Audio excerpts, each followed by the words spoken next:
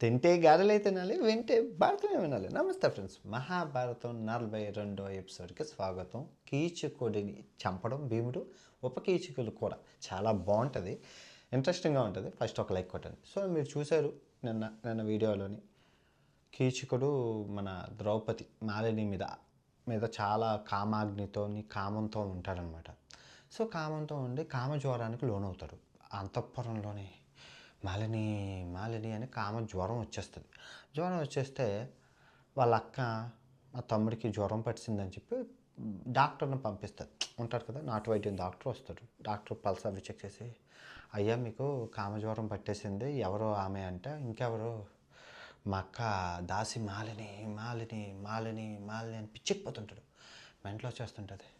దీనికి ఇంకో మెడిసిన్ లేదండి, మీరు మీ మాలినితోనే మరి మేము మీకు ఇంకో మెడిసిన్ లేదని డాక్టర్ చెప్తారు. డాక్టర్ చెప్పగానే ఇంకా కామాగ్ని ఎక్కువైపోయి, కామదాహం ఎక్కువైపోయి వాళ్ళ అక్క దగ్గరికి వెళ్ళిపోతారు. అక్క, నీ మాలిని ఎక్కడుందో చెప్పు, నేను తట్టుకోలేకపోతున్నా, విరవేగం తట్టుకోలేకపోతున్నాను అక్క, చెప్పక్క చెప్పు అంటే, తమ్ముడు నీకు ఒక విషయం చెప్తాను రా, ఆ అమ్మాయి చాలా మంచిదిరా, పని కావాలంటే నేను జాబ్ ఇచ్చానురా, దయచేసి ఆ అమ్మాయిని ఏమనకరా, చాలా పతివ్రతరా, చాలా మంచిదిరా అంటే, అక్క అవన్నీ వద్దక్క, సోదొద్దక్క అంటారు.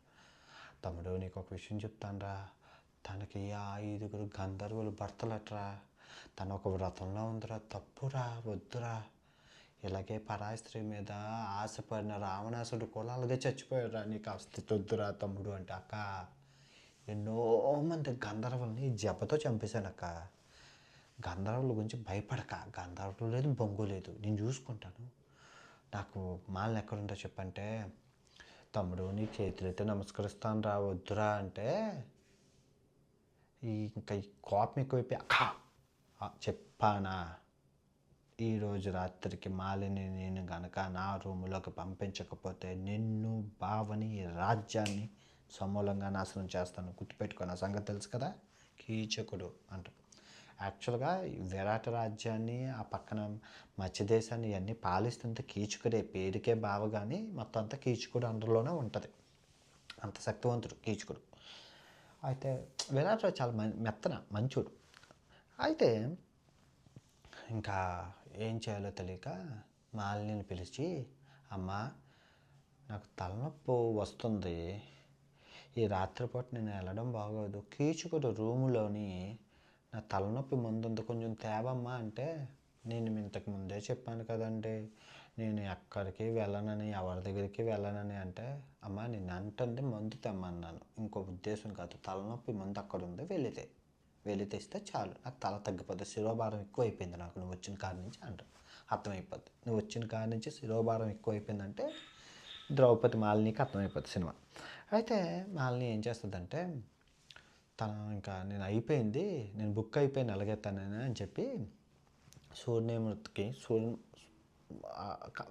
ప్రార్థిస్తుంది. సూర్యదేవ, నన్ను ఈ గండం నుంచి గట్టెక్కించండి, పాండవులు తప్ప నేను ఇంకొకరిని చూడను, అలాంటిది నాకు ఎంత కర్మ వచ్చింది అని ప్రార్థిస్తే సూర్యుడు ప్రత్యక్షమై, అమ్మ కంగారు పడక, నీకు ఒక రాక్షసుని ఇస్తాను, ఆ రాక్షసుడు ఎవ్వరికీ కనబడ్డు, నీ ఆత్మలాగా ఉంటాడు, నీ వెనకాతలు ఉంటాడు, కీచకుడు నిన్ను ఎప్పుడు బలాత్కారిచ్చినా ఈ తోసేస్తూ ఉంటాడు అని చెప్తారు.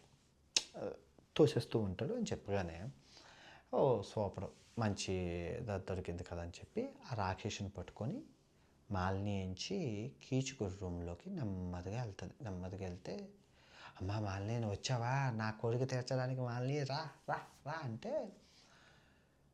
కీచుకుడు అనగానే మాలిని అంటది, నేను మీ అక్కకి తలనొప్పి వస్తుందట, మందు మీ రూమ్లో ఉందో తేడానికి వచ్చానంటే, తలనొప్పి లేదు అదంతా లేదు, మా అక్క అన్న నాటకం దా అని చెప్పి చేయి పట్టుకొని లాగితే ఒక్కసారిగా ఆ రాక్షసుడు ఉంటాడు కదా, రాక్షసుడు కీచుకొని ఇలా తోసేస్తాడు. కీచుకొని కిందకి పడిపోతే మాలిని పరిగెట్టి వెళ్ళిపోతాడు. అక్కడి నుంచి పరిగెట్టి వెళ్ళిపోయి విరాటరాజు సభలోకి వెళ్ళిపోతే విరాటరాజు భట్టు వాళ్ళందరూ ఉంటారు అక్కడ, ఏదో మాట్లాడుకుంటుంటే, విరాటరాజా నన్ను రక్షించండి, మీ బావ కీచుకుడు నన్ను బలాత్కారం చేస్తాను, రక్షించండి అంటే, విరాటరాజు ఏం మాట్లాడు, ఇలాగా ఉంటే, ఏం చేయాలి దేవుడా, నన్ను కాపాడే నాదుడు ఎవడు లేడా, నాకు ఆ 5 భర్తలు గంధర్వులు ఎక్కడున్నారయ్యా అంటే హింటు. ధర్మరాజు అక్కడే ఉంటాడు భట్టు వేషంలో. ఆ అంతఃపురం నుంచి ఈ మన అంటే అర్జునుడు బృహన్నల వేషంలో ఉంటాడు. చూస్తుంటారు అయ్యో అయ్యో అయ్యో అని. సో ధర్మరాజు అలా సైగ చేస్తాడు. అంటే ఆ సిచ్యువేషన్ అర్థం చేసుకో, ప్రవర్తించు, ఎక్కడ పేర్లు చెప్పకని. అంతే అంటాడు వాళ్ళని. కిచిక నన్ను ఇప్పుడు కొద్దిలే అయ్యా, నాకు హెల్త్ బాగాలేదు, నాకు ఒక్క రోజు సమయం ఇయ్యు, నేను ఆలోచించుకొని చెప్తాను అంటది.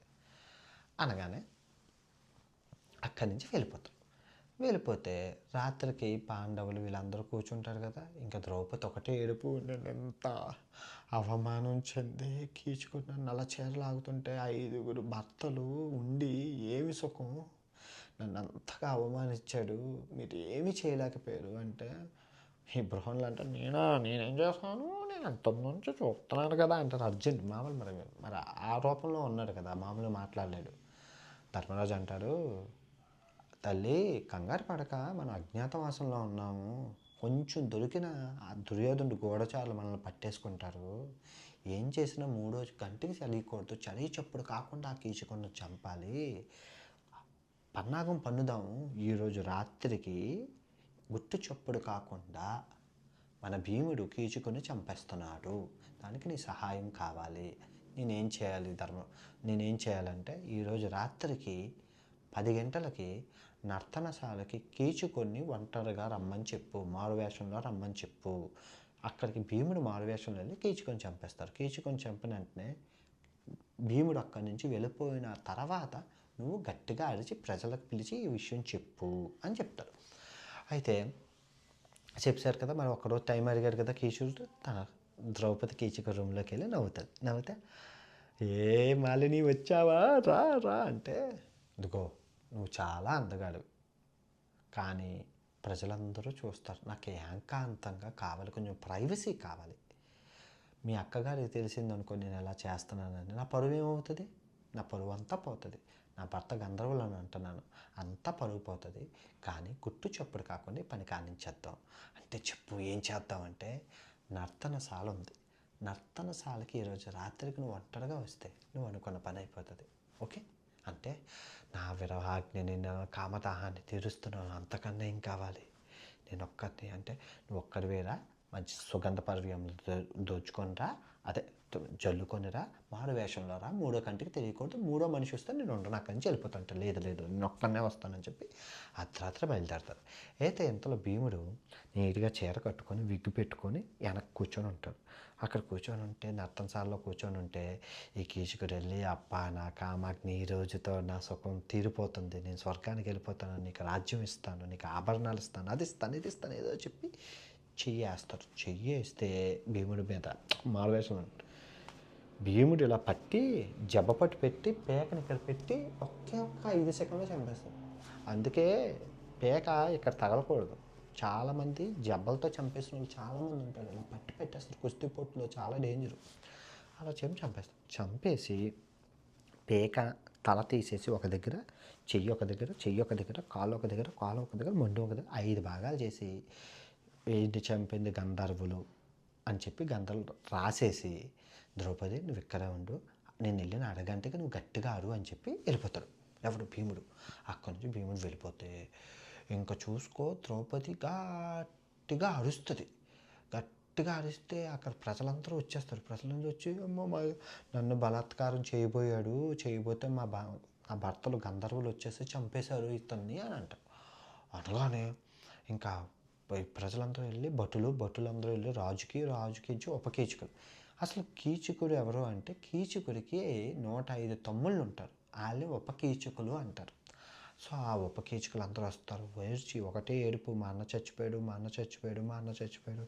అసలు ఏం జరిగిందో చెప్పండి అంటే, నన్ను బలాత్కారం చేయబోయాడండి, నాకు 4 రోజుల నుంచి నా ఎంట పెడుతున్నారు మీ అన్నగారు, సో నేను చెప్పాను గంధర్వులు నా భర్తలు ఊరుకోరు అని, సో నా గంధర్వులు వచ్చేసి చంపేశారండి అంటే, ఆహా అయితే ఇది నీ వల్ల జరిగిందా, నువ్వా దానికి కారణం, ముద్రష్టపదాన నిన్ను మా అన్న నిన్ను కోరుకోకుండా చచ్చిపోయాడు కాబట్టి నిన్ను కూడా మా అన్న శవంతో కాల్చి చంపేస్తామని చెప్పేసి వాళ్ళు తీసుకెళ్ళిపోయి ద్రౌపదిని తీసుకెళ్ళిపోతుంటే భీముడు ఇంకా రాలేదని చూస్తాడు. అరగంట అయినా ద్రౌపది రాలేదని చెప్పి ఏదో జరిగిందని చెప్పి చూస్తే ఉపకీచకులు శ్మశానంకి తీసుకెళ్తుంటారు ఇద్దరిని. ఈ ద్రౌపది అరుస్తుంటుంది, కాపాడండి కాపాడండి. ఎందుకంటే అర్ధరాత్రి చంపేస్తున్నాడు, అర్ధరాత్రి కాల్చేస్తున్నాడు. పొద్దునైతే జనం అందరికీ తెలిసిందనుకో, కీచకుడు ఇంత పెద్ద రాజు బలాత్కారం రేపు చేసి చచ్చిపోయాడంటే ఎంత పరువు పోద్ది మన ఇంట్లోనే. అంతే కదా, రేపు అంటే ఇది కదా, మంచిది కాదు కదా, పరువు పోతుంది కదా. సేమ్ పరువు పోతుంది అని చెప్పి మూడో చెప్పుకొని కాల్చేద్దామని వెళ్తాయి. వాళ్ళకన్నా ముందు వెళ్ళిపోయి భీముడు చెట్టు, అక్కడ పెద్ద చెట్టు తీసుకొని పరిగెట్టి వస్తుంటే వీళ్ళు ఉపకీచకులు పిరుకోలు, అమ్మ బాబు గంధర్వులు వచ్చేస్తున్నారు. అరివేర భయంకరుడు, మా అన్ననే చచ్చిపోయాడు, ఇంక మేమెంత, మా బతుకెంత అని చెప్పి అక్కడ వదిలేసి పారిపోతే ద్రౌపది ఏమీ తెలియనట్లు అంతఃపురానికి వెళ్తుంది. రాజు రాణి కూర్చుంటారు.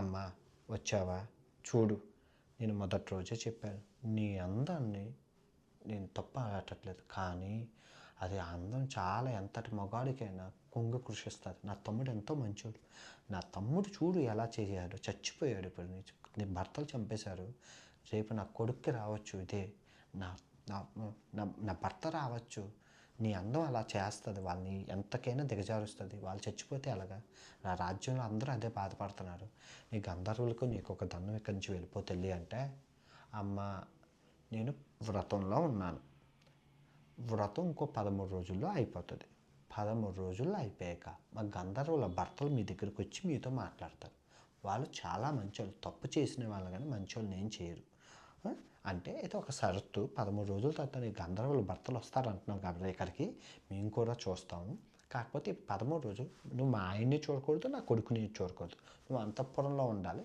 నీకేం కావాలంటే అవి మేము తెచ్చిస్తాను అంతే, ఆ ఒప్పందానికి ఓకే అయితే నువ్వు ఇక్కడ ఉండవు అంటావు. అలాగేనమ్మా అంటాడు. ఎవరి పనుల్లో వాళ్ళు బిజీగా ఉంటారు. ఇంకో 13 రోజుల్లో అజ్ఞాతవాసం పూర్తయిపోతుంది. అయితే కీచకుడు అరవేల భయంకరుడు అది మత్స్యదేశం రాజు చచ్చిపోయాడని తెలిసి దుర్యోధనుడికి హస్తంలో తెలిసిపోతుంది. హస్తంలో ఉన్న కురురాజుకి మన దుర్యోధనుడికి తెలిసిపోతే దుర్యోధనుడు అంటారు, ఏదో జరుగుతుంది,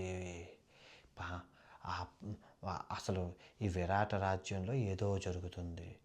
ఏం జరిగాయి విరాట రాజ్యంలో గత 6 నెలలుగా ఏం జరిగాయి అంటే, ఒక వంట మనిషి ఆ ఊరికి వచ్చిన గజబలుడు మన హస్తంలో కూడా గెలుచుకొని వెళ్ళాడు.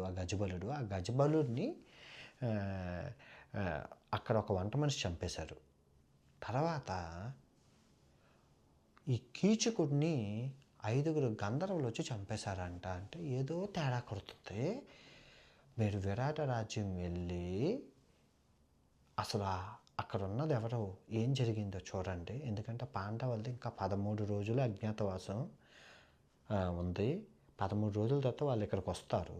వాళ్ళు వచ్చాక ముందే మనమే గుట్టురట్టు కావాలి. ఇప్పటికొచ్చి మన గూఢచారులు ఎక్కడా వాళ్ళు ఉన్నారని తెలియలేదు. మనకు ఉన్న ఏకైక క్లూ ఈ విరాట రాజ్యంకి వెళ్ళండి అని చెప్పి గూఢచారులను పంపిస్తారు. గూఢచారులు బయలుదేరుతారు హస్తి నుంచి విరాట రాజ్యానికి. ఓకే, ఇక్కడ అయిపోయింది కథ. కంచికి మన మంచికి.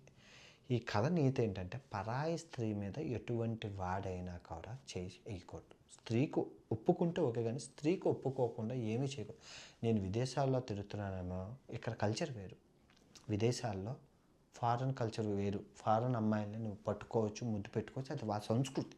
కానీ హిందూ సాంప్రదాయం, ఇస్లామిక్ సాంప్రదాయాల్లో స్త్రీని చాలా పవిత్రంగా చూస్తారు. స్త్రీని పర్మిషన్ లేకుండా మనం ముట్టుకున్న పాపం చేయి తీసేసిన సందర్భాలు ఉన్నాయి. మనం ఏం అనకూడదు. మన హిందూ సాంప్రదాయంలో ఉన్నాం కాబట్టి మన స్త్రీని మనం గౌరవించుకోవాలి, మనం పూజించుకోవాలి, చాలా ఇదిగా ఉండాలి. మన సాంప్రదాయాలను మనం కాపాడుకోవాలి.